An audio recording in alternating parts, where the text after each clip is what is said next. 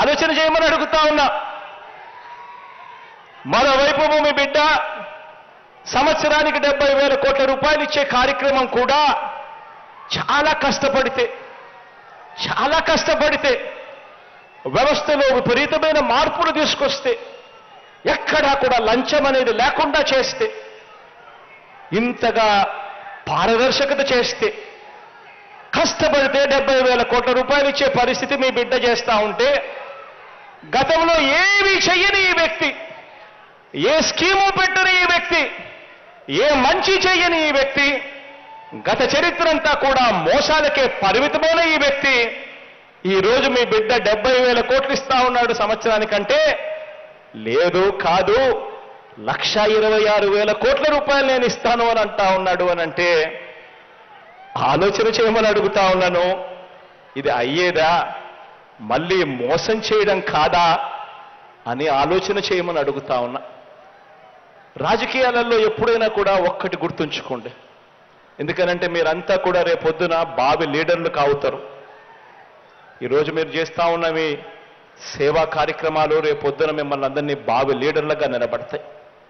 కానీ ఒక్కటి గుర్తుపెట్టుకోండి, లీడర్ అనేవాడు ఎలా ఉండాలి అనంటే, లీడర్ నోట్లో నుంచి ఒక మాట వస్తే ఆ మాట కష్టమైన నష్టమైన ఆ మనిషి ఆ మాట మీద నిలబడతాడు అన్న నమ్మకం ప్రతి పేదవాడిలోనూ ఉండాలి.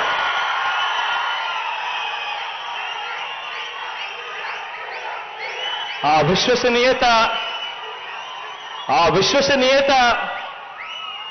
ఏ రోజైతే ఆ లీడర్ ఇవ్వగలుగుతాడో అప్పుడు ఆ లీడర్ను నమ్ముకున్న ప్రతి కార్యకర్త, ప్రతి అభిమాని, ఆ అభిమాని వాలంటీర్ అయినా కూడా కాలర్ ఎగిరేసి అదిగో మా లీడర్, ఆయనే మా స్ఫూర్తి అని చెప్పే పరిస్థితి వస్తుంది. ఈరోజు చంద్రబాబు నాయుడు గారి పాలన 1994లో తీసుకున్నా, 1999లో తీసుకున్నా, 2014లో తీసుకున్నా కూడా చంద్రబాబు నాయుడు ఇచ్చిన మేనిఫెస్టో, టీడీపీ ఇచ్చిన ఎన్నికల ప్రణాళిక మేనిఫెస్టో అధికారంలోకి రాకమునుపు రంగురంగుల కలర్లతో మేనిఫెస్టో ఉంటుంది. 650 పేజీలు, 650 హామీలు అంటాడు. ప్రతి సామాజిక వర్గానికి అంటాడు. మేనిఫెస్టో రంగురంగులుగానే ఉంటుంది ఎన్నికలు అయ్యేదాకా. ఎన్నికలు అయిపోయిన తర్వాత మేనిఫెస్టో చెత్తబుట్టలో వేసి, మేనిఫెస్టో అన్నది ఏముంది, మేనిఫెస్టో అన్నది ఎక్కడుంది అని అంటే కనీసం వాళ్ళ వెబ్సైట్స్లో కూడా కనిపించుకోకుండా మాయం చేస్తా ఉన్న పరిపాలన చంద్రబాబు నాయుడు గారి హయాంలో చూశాం. ఈ నిజాలన్నీ కూడా మన వాలంటీర్ల వ్యవస్థ అర్థం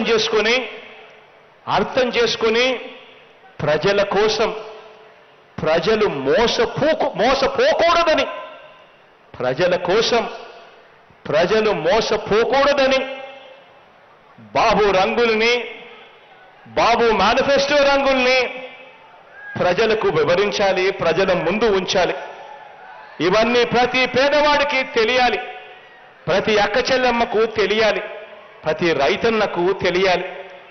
చంద్రబాబు మేనిఫెస్టోను ఏ ఒక్కరైనా కూడా నమ్మడము అనంటే బంగారు కడియం ఇస్తానన్నా పులిని నమ్మడమే అన్నది ప్రతి ఇంట్లో కూడా, ప్రతి పేదకు కూడా చెప్పాలి. పనిచేస్తున్న ప్రభుత్వం తరపున నిజాలు వివరించేందుకు, చంద్రబాబు బతుకేమిటో వివరించేందుకు, ప్రజల్లో బలం గాని విశ్వసనీయత గాని లేని చంద్రబాబు కూటమిని ఎదుర్కొనేందుకు మన సేవా సైన్యం వచ్చే 2 నెలలు ఓ యుద్ధానికి సిద్ధం కావాలి అని అడుగుతా ఉన్నాను ఈరోజు.